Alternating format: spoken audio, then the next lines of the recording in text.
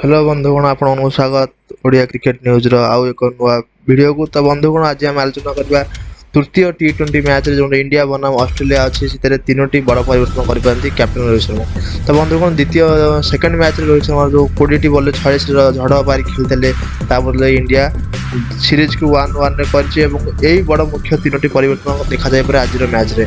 तो बंधुगण चलो देखबा कोन करो। प्रथम रोज हर्षल पटेल जोटा कि हमर फास्ट बॉलर हर्षल पटेल प्रथम मैच 4 ओवर 49 रन खाइले एवं द्वितीय मैच 2 ओवर 32 रन खाइले प्रति ओवर 16 रन माड़ खाइले।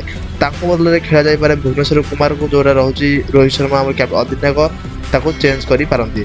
तो द्वितीय रहुची युजवेंद्र चहल जो कि एशिया कप ठू आरंभ करी टोटाल आमर हेलानी इंडिया वर्सेस ऑस्ट्रेलिया मैच रे कोनोसी भी भल प्रदर्शन युजवेंद्र चहल देखि पारंती।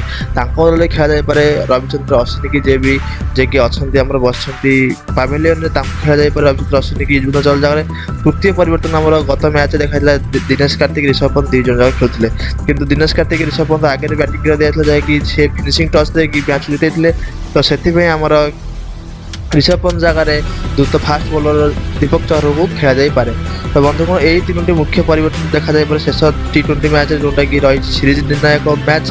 तो आपण मतामत कौन अच्छी कौ दल कौ खेला बाहर दरकार कौ खेला खेलवा दरकार तो आम कमेंट माध्यम जनातु। एवं जदि आप फेसबुक रे हम न्यूज देखते फेसबुक रे हम Odia cricket news page like कर दिंतु और फॉलो कर न्यू वीडियो देखा यूट्यूब देखते यूट्यूब चैनल को सब्सक्राइब कर दिंतु। यदि वीडियो भल लगे आप लाइक करूँ। धन्यवाद।